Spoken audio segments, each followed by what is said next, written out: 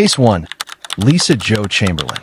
March 2nd, 2004, Forest County, Mississippi. The town of Hattiesburg looks the way most Mississippi towns look on a quiet spring evening. Porch lights coming on, traffic thinning out, families settling in for the night. Nobody driving past that modest home on the edge of town had any idea that inside, two lives were about to end in a way that would shock investigators who had seen almost everything. Lisa Jo Chamberlin was, by most accounts, an ordinary woman living an unremarkable life before this night. She was in a relationship with a man named Roger Gillett, and the two of them shared something dark beneath the surface, a willingness, when pushed, to cross a line most people never come close to. That line was crossed against Gillett's own family. The victims were Vernon Hewlett, Gillett's cousin, and Hewlett's girlfriend, Linda Heinzelman. What exactly unfolded between the four of them that day may never be fully known to the public, but what came after is a matter of public record, and it remains one of the most disturbing cases in the state's history. Chamberlin and Gillett took the lives of both Hewlett and Heinzelman inside the home. Then came the part of this case that investigators say still haunts them. Rather than fleeing, rather than calling for help, the couple made a methodical decision to erase every trace of what had happened. They took extreme measures to break down the remains of both victims so that they could be concealed, and then packed everything into a deep freezer, the kind you'd find in any garage or storage room. That freezer did not stay in Mississippi. In a chilling display of premeditation and cold calculation, Chamberlin and Gillett loaded it up and transported it across state lines, all the way to a remote, abandoned farm property in Kansas. The distance itself tells investigators something important. This wasn't panic. This was planning. This was an attempt to put hundreds of miles between themselves and the truth. But truth has a way of surfacing. Investigators eventually connected the disappearance of Hewlett and Heinzelman back to Chamberlin and Gillett, and the trail led all the way to that Kansas farm, where the freezer and the horror inside it was finally discovered. The case that followed shook Forest County. Prosecutors pursued the harshest charge available under Mississippi law, capital murder. And in August of 2006, a jury agreed. Lisa Jo Chamberlin was convicted and sentenced to death. Today, she holds a designation no one wants attached to their name. She remains the only woman currently on Mississippi's death row. Her case is often cited in discussions about the rarity of capital punishment for women and about just how extreme a crime has to be for prosecutors and juries to reach for that ultimate sentence. Roger Gillett faced his own reckoning in the courts as well, but it is Chamberlin's sentence that has made this case one that true crime researchers and legal analysts continue to revisit more than 2 decades later. If you or someone you know is affected by domestic violence or family conflict that feels like it's escalating, please know that help exists. The National Domestic Violence Hotline is available at 1-800-799-7233 any hour of any day. We've noticed that most of you watching haven't subscribed to Cold Case Hour yet. Before we move on to the next case, take just 2 seconds to make sure you're subscribed so you never miss another gripping true crime documentary. If you're enjoying the stories we bring you, don't forget to like this video and leave a comment. We'd love to hear your thoughts. Case 2. Brandy Nicole Williams. July 21st, 2010, George County, Mississippi. Law enforcement officers put their lives on the line every single day in ways the public rarely sees until something goes terribly wrong. This next case is a reminder of exactly that, and of how quickly an ordinary day of duty can turn into tragedy. Brandy Nicole Williams was a young woman running from more than just the law that July day. She and her boyfriend, Christopher Lee Baxter, were behind the wheel of a pickup truck trying to evade authorities who were closing in on them over a drug-related arrest warrant. What began as a routine attempt to serve that warrant quickly escalated into a high-speed pursuit through George County. As the chase intensified, Sheriff Gary Welford made a decision that so many officers make without hesitation. He moved into position to deploy a spike strip, a tool designed to safely end pursuits like this one by disabling a fleeing vehicle's tires. It's a maneuver performed successfully countless times across the country. But this time, something went catastrophically wrong. The pickup truck, driven at high speed and likely out of control given the panic of the moment, struck Sheriff Welford directly. He did not survive the impact. In an instant, George County lost one of its own, a husband, a father, a sworn protector of the community in the line of duty. The aftermath rocked the small community. Law enforcement agencies from across the region rallied around the Welford family, and the case against Williams moved forward with the full weight of the state behind it. Prosecutors argued that Williams bore direct responsibility, not simply as a passenger fleeing arrest, but as someone whose actions during that pursuit directly led to the death of a sheriff performing his duty. In 2012, a jury convicted Brandy Nicole Williams of capital murder. She was sentenced to life in prison without the possibility of parole, the most severe sentence available short of execution under Mississippi law. The case did not end there, however. Williams's legal team pursued an appeal, and for a period of time, it appeared the conviction might be overturned entirely, as an appeals court initially ordered that she receive a new trial. This gave the case a second, tense chapter, one that left the Welford family and the broader law enforcement community waiting once again for resolution. That resolution came in September of 2017, when the Mississippi Supreme Court stepped in and formally upheld both her conviction and her life sentence.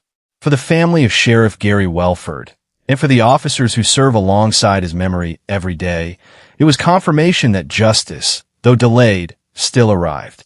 This case remains a sobering reminder of the risks law enforcement officers accept every time they put on the uniform, and of how a single moment of pursuit can alter the lives of entire communities forever.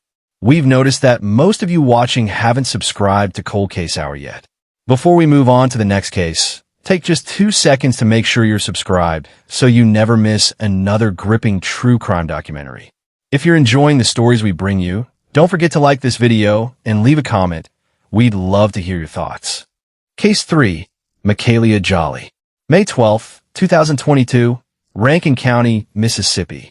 Some cases in true crime coverage carry a specific kind of horror. Not because of complex criminal masterminding, not because of years of buildup, but because of how sudden, how public, and how utterly senseless the loss of life was. This is one of those cases, and it unfolded not behind closed doors, not in secrecy, but in broad daylight, in full view of an entire neighborhood. Pearl, Mississippi is a quiet community within Rankin County. The kind of place where neighbors know each other, where children play in yards, and where nobody expects to witness something that will stay with them for the rest of their lives. But on this day in May, that is exactly what happened to the residents living near Makaylia Jolley. Jolley was 20 years old at the time, a young mother to an 8-week-old infant daughter named Kalani. By all accounts, this was a baby who had only just begun her life, barely 2 months old, still in that fragile newborn stage where every single day brings new milestones, new sounds, new connections with the world around her.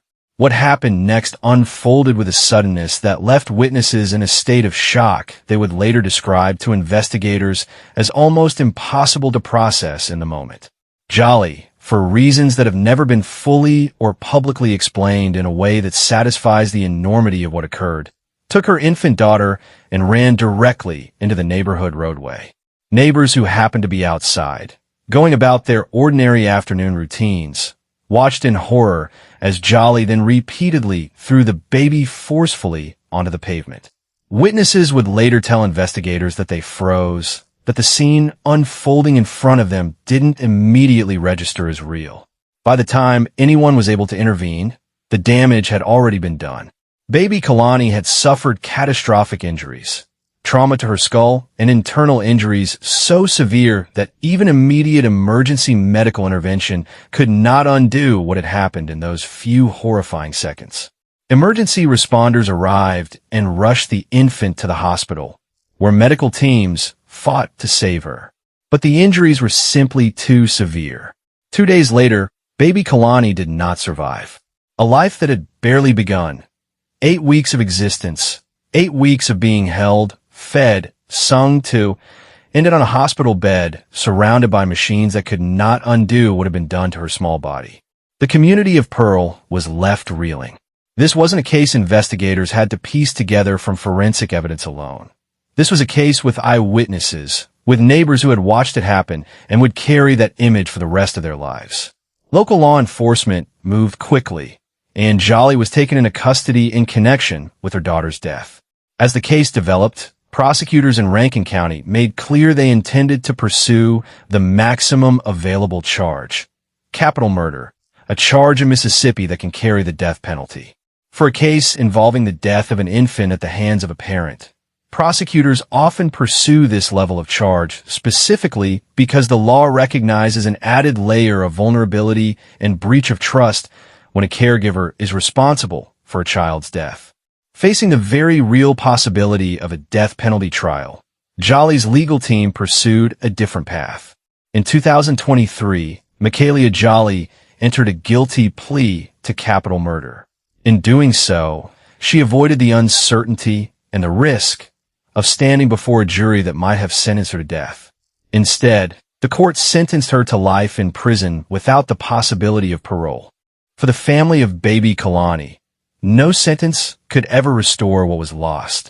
A grandmother, aunts, uncles, and a father were left to grieve a child who never had the chance to grow up, to go to school, to celebrate a single birthday beyond the day she came into this world.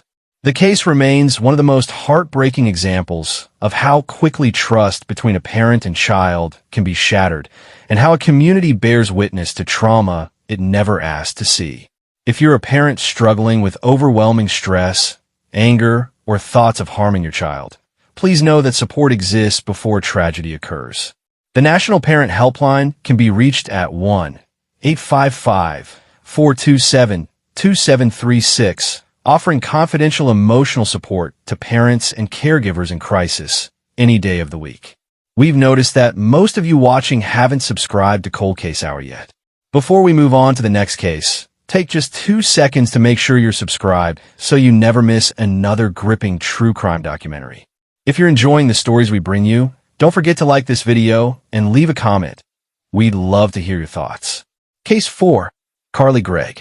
March 19th, 2024, Rankin County, Mississippi. Not every case in this documentary involves an adult offender. Some of the most disturbing stories to ever come out of Mississippi's court system involve someone barely old enough to be considered a teenager. Someone who, by every measure of age, should have been worrying about homework and friendships, not planning and carrying out an act of violence against her own family. 14-year-old Carla Gregg lived in Brandy, Mississippi, a community within Rankin County known for its close-knit neighborhoods and family-oriented atmosphere. On the surface, by the accounts of those who knew her, Gregg appeared to be an ordinary teenager. But investigators would later uncover a disturbing pattern of planning that had been unfolding well before the events of March 19th.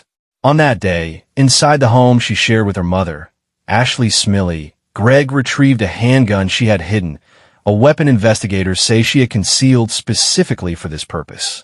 What followed was an act that shocked even seasoned law enforcement officers who had worked violent crime cases for years. Gregg shot her own mother 3 times inside their home. But what happened in the moments immediately after is what elevated this case from a singular act of violence into something investigators would later describe as chillingly calculated. Rather than fleeing, rather than calling for help, Gregg picked up her mother's cell phone. Using her mother's own device, and, investigators believe, mimicking her mother's usual communication style, Gregg sent deceptive text messages to her stepfather, messages designed specifically to lure him back to the home. When the stepfather arrived, believing he was walking into an ordinary evening at home, Gregg ambushed him. She opened fire, striking him in the shoulder. It was only through his own physical strength and quick reaction that he was able to overpower his 14-year-old stepdaughter and disarm her before the situation escalated further, very likely saving his own life in the process. Law enforcement's response was swift, and the case that followed became one of the most heavily covered legal proceedings in recent Mississippi history. Not just locally, but with television crews and news outlets from across the region descending on the courthouse for what became a heavily televised trial in late 2024. At the center of the defense's strategy was an insanity defense, an argument that Gregg's mental state at the time of the offense should exempt her from full criminal responsibility. Her legal team presented evidence attempting to support this claim, hoping to convince jurors that this was not a case of calculated criminal intent, but rather the product of a fractured psychological state. The jury, however, was not persuaded. After weighing the evidence presented over the course of the trial, jurors rejected the insanity defense entirely. Carla Gregg was convicted on multiple counts: first-degree murder for the death of her mother, attempted murder for the shooting of her stepfather, and evidence tampering, a charge tied to her attempts to manipulate the aftermath of the crime through the deceptive text messages. The sentencing that followed reflected the severity of what the court found her responsible for. Gregg received a mandatory life sentence, with an additional 10 years added on top of that for the related charges. Because of her age, questions have continued to swirl in legal and psychological circles about how the justice system should handle juvenile offenders responsible for such extreme acts of violence. Questions this case has placed firmly back into the national conversation. For the surviving stepfather, and for the extended family of Ashley Smiley, this case represents an almost incomprehensible betrayal. A mother's life taken by her own child, inside the very home meant to be their place of safety.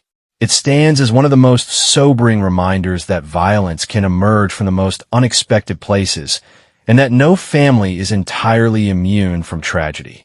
If you're a parent or caregiver noticing warning signs of severe behavioral or mental health struggles in a young person in your life, please know that early intervention matters. The National Alliance on Mental Illness Helpline can be reached at 1-800-950-6264, offering guidance and support to families navigating these difficult situations. We've noticed that most of you watching haven't subscribed to Cold Case Hour yet. Before we move on to the next case, take just 2 seconds to make sure you're subscribed so you never miss another gripping true crime documentary. If you're enjoying the stories we bring you, don't forget to like this video and leave a comment. We'd love to hear your thoughts. Case 5, Adrienne McDevitt. June 18th, 2024, Lauderdale County, Mississippi. Meridian, Mississippi sits in the eastern part of the state, a community built around close family ties and a strong sense of neighborly watchfulness. It's the kind of place where a domestic disturbance call brings deputies out fast, where officers know the streets and the families living on them. But nothing in the routine of responding to a call on Bowling Lawn Creek Road could have prepared the deputies who arrived that day for what they were about to find. The call itself sounded, on its surface, like countless others law enforcement responds to every week across the state. A report of a domestic disturbance, the kind of call that can range from shouting match to something far more serious. Deputies from the Lauderdale County Sheriff's Department made their way to the residence, following standard procedure, prepared for the range of possibilities such calls can present. What they found inside would stay with them for the rest of their careers. In one part of the home, deputies discovered the unresponsive body of a 2-year-old child, Kelly McDevitt Jr., a toddler who, just days earlier, would have been running through the house, learning new words, reaching all the small milestones that mark the early years of a child's life. Now, he lay still, and no amount of emergency response could bring him back. The child's mother, Adrienne McDevitt, was present at the scene. Given the circumstances and the nature of what deputies observed, law enforcement moved quickly to secure the scene and begin what would become a methodical, careful investigation into exactly what had happened to Kelly Jr. in the hours before deputies arrived. The answers came through forensic investigation. A thorough autopsy was conducted, and the findings were unambiguous in a way that left investigators with little doubt about what they were dealing with. The toddler had not passed away from any accident, any illness, any of the tragic but explainable causes that sometimes claim the lives of small children. The evidence pointed to something intentional. The child had been forcibly drowned. For a community like Meridian, a finding like this cuts especially deep. Domestic disturbance calls are unfortunately common in departments across the country, but the death of a 2-year-old child, under circumstances investigators determined were deliberate, represents an entirely different category of loss. one that touches every parent, every grandparent, every person who has ever held a small child and understood how completely dependent and trusting they are on the adults responsible for them. In the aftermath of the discovery, Adrienne McDevitt required medical attention of her own and was taken to a medical facility. Law enforcement did not lose track of the case during this period. The moment she was medically cleared and discharged, deputies were waiting.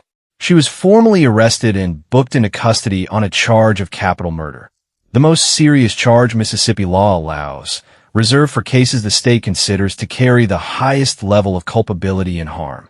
As of now, this case remains active, moving through the various stages of the Mississippi court system. Pretrial hearings, evidentiary reviews, and the careful, deliberate pace of the justice system all lie ahead before any final resolution is reached. For a case involving the death of a child this young, prosecutors typically take extensive care in building their arguments, and defense teams do the same in preparing their response, meaning it may be some time before the public sees this case reach its conclusion in a courtroom. For the family of Kelly McDevitt Jr., and for a community that watched deputies process the scene of an unimaginable loss, the case stands as an open wound, a reminder that the justice system, while thorough, does not move quickly, and that grief in cases like this often has to coexist with a long and uncertain wait for accountability. If you're a parent or caregiver feeling overwhelmed to the point where you fear for your ability to safely care for a child in your home, please reach out before crisis occurs.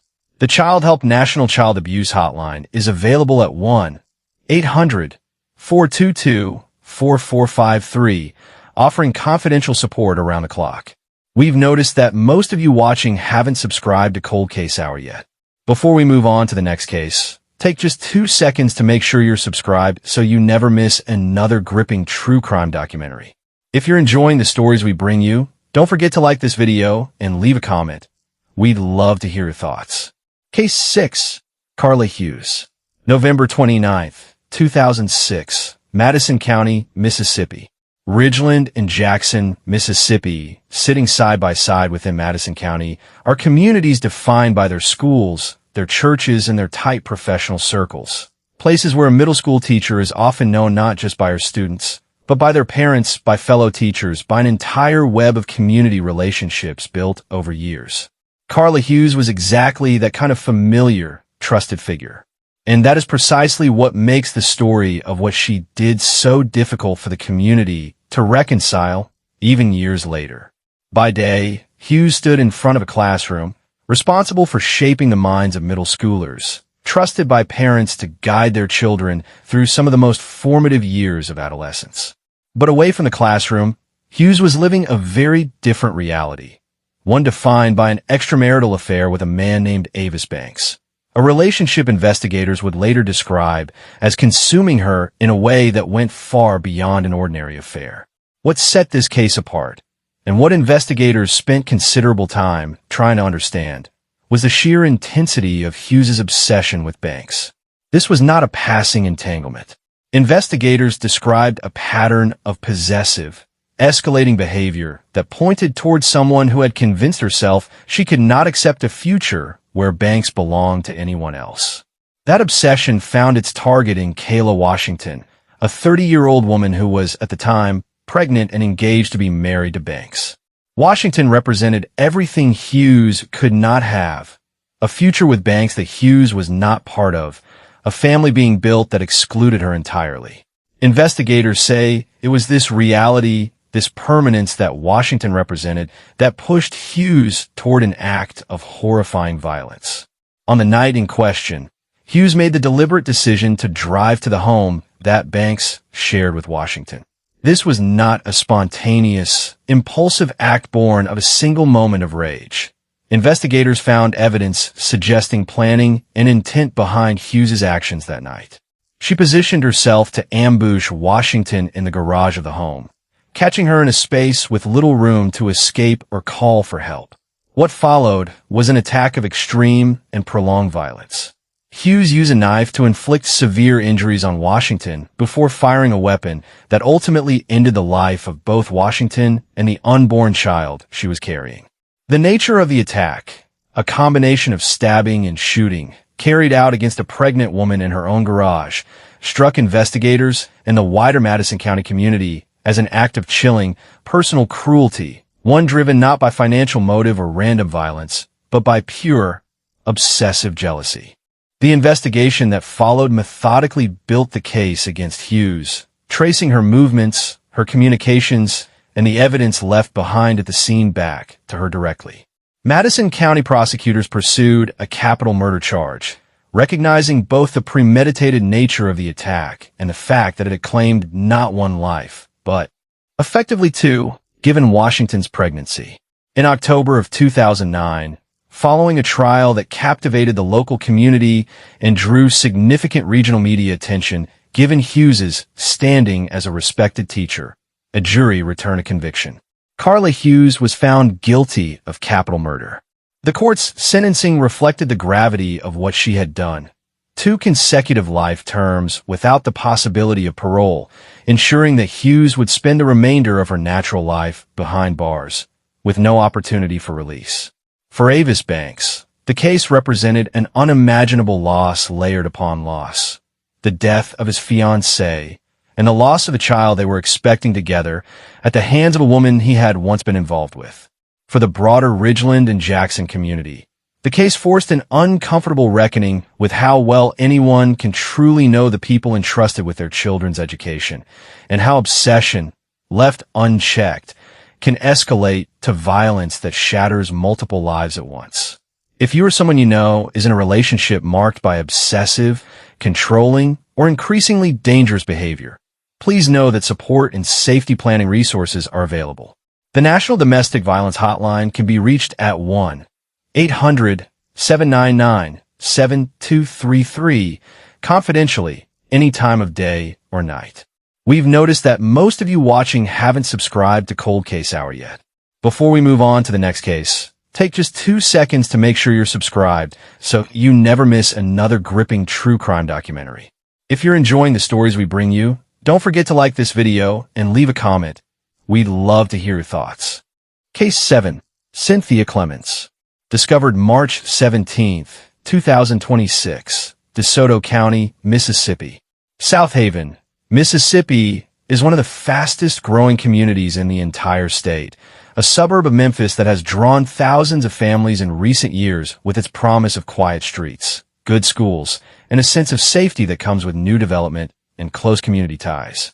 It is exactly the kind of place where neighbors wave to each other in driveways, where apartment complexes fill with young families and elderly residents living side by side. It is not the kind of place where anyone expects a late-night welfare check to reveal one of the most disturbing discoveries in recent Mississippi history. The case began, as so many of the most haunting cases do, with a phone call rooted in concern rather than suspicion. A family member reached out to authorities with a simple, aching worry. He had not seen his sister, a 19-year-old woman living with a disability that made her entirely dependent on others for her day-to-day care, since sometime back in January. Weeks had passed. Calls had gone unanswered or had been deflected. Something, in the way that families often sense before they can articulate it, felt deeply wrong. Law enforcement in DeSoto County treated the report with the seriousness it deserved. A welfare check was arranged, and deputies made their way to an apartment on South Park Circle in the late hours of the night. The kind of visit officers make thousands of times a year, most of which end with reassurance rather than tragedy. This one did not. Upon arrival, officers found enough cause for concern that they moved to secure a search warrant, understanding that something in the property needed a closer, more thorough look than a simple knock at the door could provide. What they found once that warrant was executed would stay with every officer who was present that night for the rest of their careers. Inside a closet within the apartment, investigators discovered the remains of the missing 19-year-old woman. The state of the remains told its own story to forensic investigators. This was not a recent loss, discovered within hours or days. This was a young woman who had been gone for an extended period of time, her absence unaddressed, her care and well-being seemingly abandoned long before that January date her brother had referenced. The mother, Cynthia Clemons, was the person who had shouldered the responsibility of caring for her daughter. This was not a young woman who could easily advocate for herself, seek help independently, or reach out to family and friends if something in her home life had gone wrong. She depended entirely on her mother for the most basic elements of survival: medical care, food, safety, the fundamental necessities that any caregiver commits to when they take on the responsibility of caring for someone with significant needs. Investigators, piecing together the timeline and the evidence found at the scene, moved forward with charges reflecting the gravity of what they believed had occurred. Clemons was arrested and charged with felony abuse of a vulnerable adult, a charge specifically designed under Mississippi law to address situations where someone in a position of caregiving trust fails catastrophically in their duty to protect a dependent individual. She was additionally charged with tampering with physical evidence, a charge tied to the circumstances surrounding how her daughter's remains came to be concealed within the home rather than reported to authorities or emergency services. Following her arrest, a court set bond at $250,000, and as of the most recent updates in this case, Clemons remains in the process of awaiting action from a grand jury, whose decision will determine what formal indictments, if any, will follow and shape the direction of prosecution moving forward. This case has struck a particular nerve in disability advocacy circles across Mississippi and beyond, raising difficult and necessary questions about how communities, medical systems, and extended family networks can better identify warning signs when a vulnerable, dependent individual seems to disappear from public life. It is a case that underscores an uncomfortable truth, that some of the most at-risk members of our communities are also among the most invisible, entirely reliant on the people around them to notice when something has gone wrong. If you're concerned about the well-being of a vulnerable or dependent adult in your life, or if you yourself are a caregiver feeling overwhelmed by the responsibility you carry, please know that resources exist. The National Adult Protective Services Association can help connect concerned individuals with local resources, and the Elder Care Locator, which also assists with vulnerable adult concerns more broadly, can be reached at 1-800-677-1116. We've noticed that most of you watching haven't subscribed to Cold Case Hour yet. Before we move on to the next case, take just 2 seconds to make sure you're subscribed so you never miss another gripping true crime documentary. If you're enjoying the stories we bring you, don't forget to like this video and leave a comment. We'd love to hear your thoughts. Case 8. Jerri Roby, Jerri, Israel. December 2023, Harrison County, Mississippi.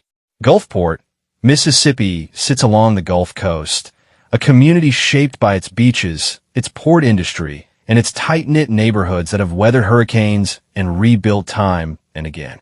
It is also the setting for one of the most methodically concealed cases this documentary has covered, a case that did not come to light through a chance discovery, but through the slow, patient work of investigators piecing together months of deception.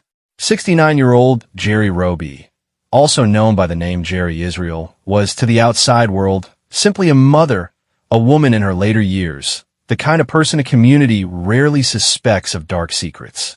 Her son, 42-year-old John Gaither, was a grown man with his own life, his own relationships, his own place in the world separate from his mother's household.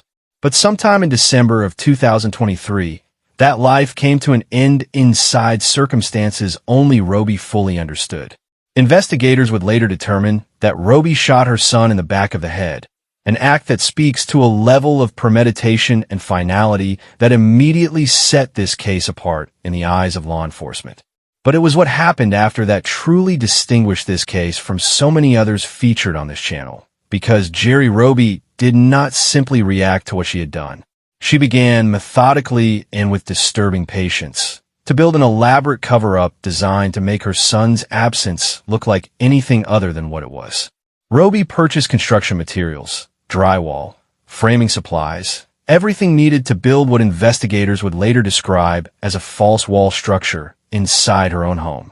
Behind that false wall, she constructed a large wooden box, and inside that box, she sealed her son's body.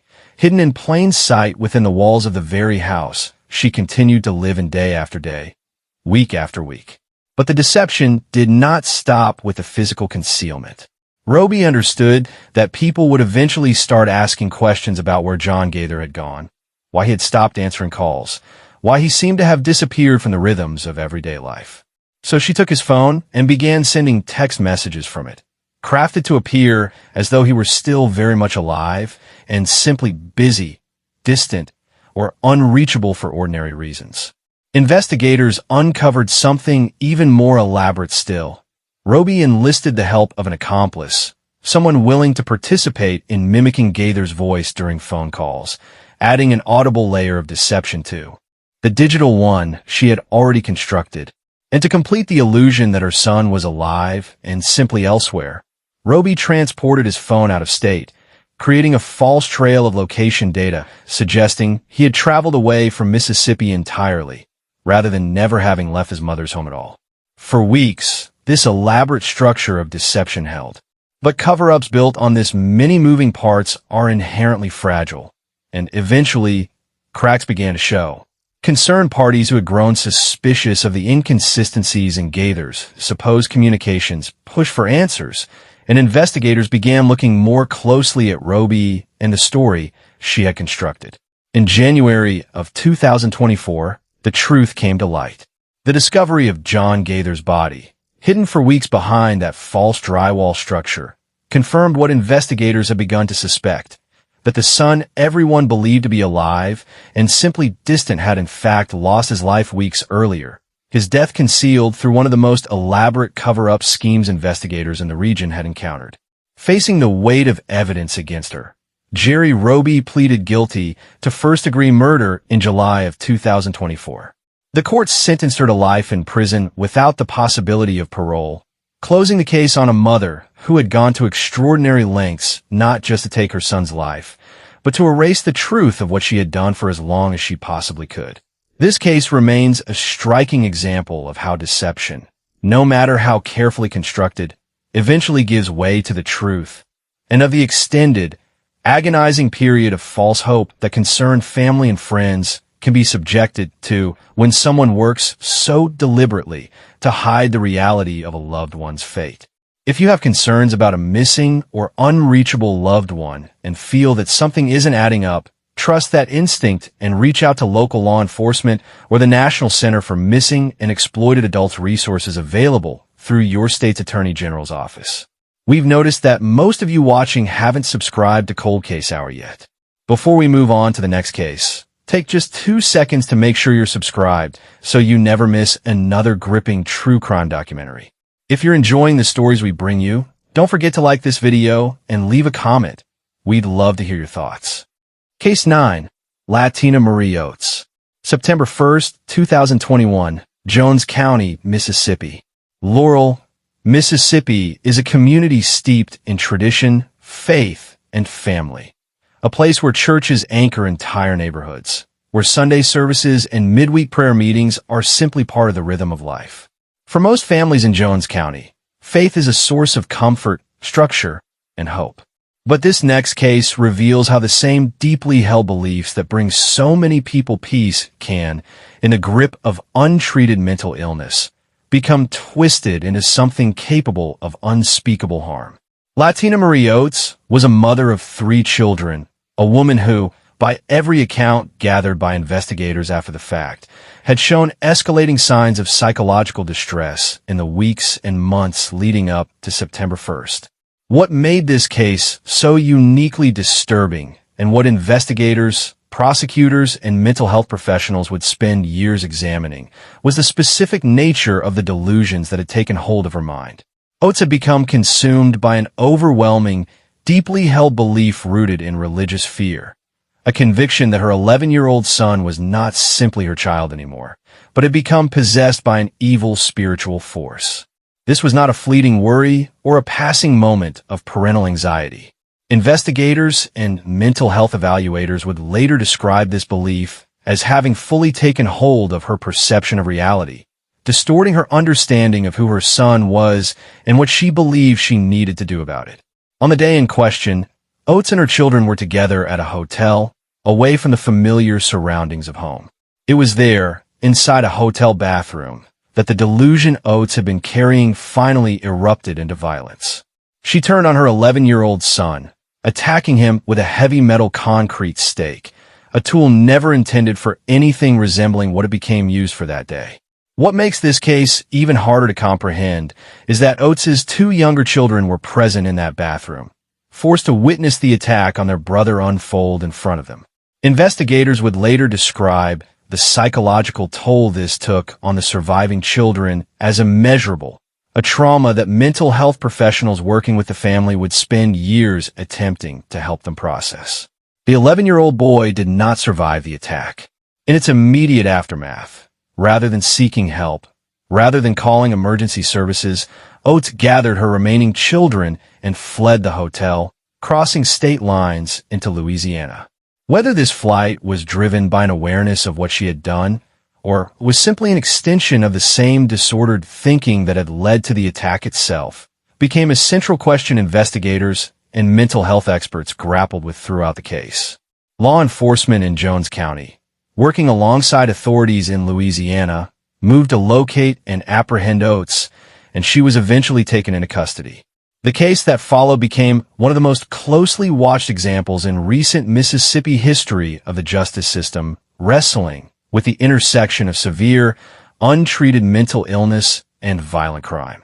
Oates' defense team pursued an insanity defense, presenting evidence to the court regarding the extent of her documented psychological state and the depth of the delusions that had gripped her in the lead-up to the attack. This is one of the most difficult defenses to successfully argue in any courtroom, requiring not just evidence of mental illness, but proof that the illness prevented the defendant from understanding the nature or wrongfulness of her actions at the precise moment of the offense. In September of 2023, a Jones County jury reached its verdict. After weighing the evidence presented by both the prosecution and the defense, jurors completely rejected the insanity defense, finding Oates guilty of capital murder. The court sentenced her to life in prison without the possibility of parole. This case remains one of the most sobering examples in recent memory of how untreated, severe mental illness, left unaddressed and unmanaged, can escalate into a family tragedy of the most devastating kind. It has become a case frequently referenced in discussions among mental health advocates and legal professionals about the critical importance of early intervention, accessible mental health resources, and support systems for families who may be witnessing warning signs of a loved one's declining psychological state, long before a crisis point is reached. For the surviving children, who witnessed something no child should ever have to see, and for extended family members left to pick up the pieces of shattered family unit, the road to healing has been long and remains ongoing. Their story is a powerful reminder that behind every headline, there are real children who carry the weight of what they witness for the rest of their lives. If you or someone you love is experiencing severe mental health symptoms, including delusions, paranoia, or a break from reality, please do not wait for a crisis to seek help. The Substance Abuse and Mental Health Services Administration operates a national helpline at 1-800-662-4357, available confidentially, in English and Spanish, 24 hours a day, every day of the year. We've noticed that most of you watching haven't subscribed to Cold Case Hour yet. Before we move on to the next case, take just 2 seconds to make sure you're subscribed so you never miss another gripping true crime documentary. If you're enjoying the stories we bring you, don't forget to like this video and leave a comment. We'd love to hear your thoughts. Case 10, April Alexander. April 20th, 2026, Adams County, Mississippi. Natchez, Mississippi is one of the oldest cities in the state, a community rich with history along the banks of the Mississippi River, known for its historic homes and its deep sense of Southern heritage. It is also the setting for the most recent case featured in this documentary, one that, unlike many of the others, did not end in the way investigators and the public feared it might, but which nonetheless exposed a chilling window into how quickly a domestic dispute can spiral toward catastrophe for the most vulnerable member of any family, an infant child. April Alexander, 27 years old at the time, found herself in the midst of an escalating, volatile conflict with the father of her 4-month-old child.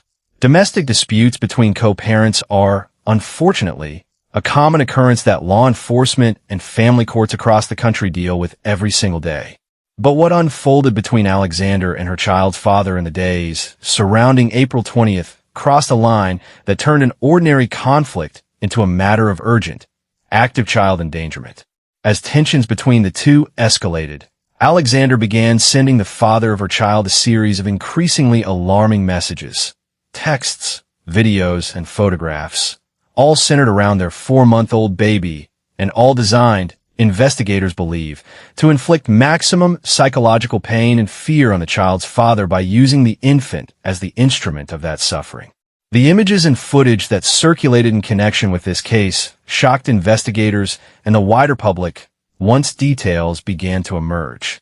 The infant was shown pinned beneath the tire of a car, with Alexander's own foot pressing down on the child's stomach, holding the baby in a position of active physical danger. Accompanying this disturbing imagery were explicit written threats from Alexander, stating her intention to run the vehicle over her own child.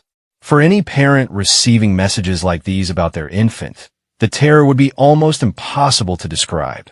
The father, understanding the extreme urgency of the situation, alerted authorities immediately, setting off a race against time for law enforcement in Adams County to locate Alexander and, most critically, to locate the infant before the threats contained in those messages could become reality. In the midst of this unfolding crisis, Alexander fled the immediate area, seeking to hide at the home of a neighbor rather than facing the authorities who were now actively searching for her and the child. This decision only heightened the urgency of the search, as investigators worked to conduct a methodical, door-to-door search of the surrounding area, understanding that every passing hour represented continued risk to an infant who could not protect or advocate for themselves in any way. The search effort paid off. Law enforcement located Alexander during their door-to-door canvass of the neighborhood, and in one of the more relieving outcomes featured across the cases in this documentary, the infant was recovered safely and found to be unharmed by the ordeal. The child was immediately placed into state protective custody, ensuring the baby's safety while the legal process surrounding the case moved forward. Alexander was taken into custody and now stands charged with attempted second-degree murder, along with felony child abuse, charges that reflect both the documented threats she made and the physical endangerment the infant was subjected to during the incident. As with several of the more recent cases featured in this documentary, this case remains in the earlier stages of the Mississippi legal process, with the court system now tasked with determining the appropriate path forward. While this case did not end in the permanent loss that defines so many of the other stories featured in this documentary, it stands as a powerful example of how rapidly a domestic conflict between adults can place an entirely innocent, defenseless child directly in harm's way. And it serves as a testament to the swift, coordinated response of law enforcement that, in this instance, arrived in time to bring a vulnerable child home safely. If you are in the midst of a domestic conflict that you fear could escalate, or if you have concerns about the safety of a child connected to a volatile relationship, please do not wait to reach out. The Child Help National Child Abuse Hotline is available at 1-800-422-4453, and the National Domestic Violence Hotline can be reached at 1-800-799-7233, both offering confidential support around the clock. We've noticed that most of you watching haven't subscribed to Cold Case Hour yet. Take just 2 seconds to make sure you're subscribed so you never miss another gripping true crime documentary. If you're enjoying the stories we bring you, don't forget to like this video and leave a comment. We'd love to hear your thoughts. 10 cases. 10 different corners of Mississippi. From the piney woods of Forest County to the riverfront streets of Natchez. From suburban South Haven to the quiet neighborhoods of Meridian. 10 women whose stories, taken together, paint a difficult but necessary picture of how violence can emerge from the most unexpected relationships. A mother and her child, a wife and her family, a caregiver, and the person who depended on her most. What strikes most people after sitting through cases like these isn't just the violence itself. It's the pattern underneath it. Obsession that curdled into rage. Untreated mental illness that spiraled without intervention. trust that was betrayed by the very people meant to protect the most vulnerable among us. Domestic conflict that, in a matter of moments, put an innocent child directly in harm's way. These aren't isolated, random tragedies. They are, in almost every case, the final chapter of warning signs that families, neighbors, and communities sometimes see coming, and sometimes don't see at all until it's too late. That's part of why we do this. Not to sensationalize what happened to these victims, but to make sure their stories are remembered accurately, and to make sure the lessons buried inside them don't go to waste. Behind every case number is a real person who deserved better. Vernon Hewlett and Linda Heinzelman, Sheriff Gary Welford, Baby Kalani, Ashley Smiley, Kelly McDevitt Jr., Kayla Washington, a 19-year-old woman whose name deserves to be spoken with the same weight as her mother's charges, John Gaither, and a young boy in Laurel who never got the chance to grow up. And in the one case where the outcome wasn't fatal, a 4-month-old baby who is, as of this recording, safe, a reminder that intervention, when it comes in time, can still change the ending of story. If anything in these 10 cases resonated with you, if you recognized a warning sign, a pattern, a moment that felt familiar in your own life or in the life of someone you love, please don't wait for a headline to be the reason you reach out for help. Whether that's the National Domestic Violence Hotline, the Child Help National Child Abuse Hotline, the SAMHSA National Helpline, or simply a conversation with someone you trust, the resources mentioned throughout this documentary exist because these situations are, in so many cases, preventable long before they reach the point of no return. We put a lot of research, care, and respect into bringing you these stories every single week here on Cold Case Hour. If this episode kept you engaged from case 1 all the way through to the end, that means more to this channel than you probably realize. So before you go, if you haven't already, hit that subscribe button so you don't miss the next documentary. Drop a comment below and let us know which case in this episode struck you the most. We read every single one, and your comments genuinely shape which cases and which states we cover next. And if you found value in this episode, a like helps this channel more than you know. Thank you for spending this time with us, and for trusting Cold Case Hour to tell these stories the right way. We'll see you in the next one.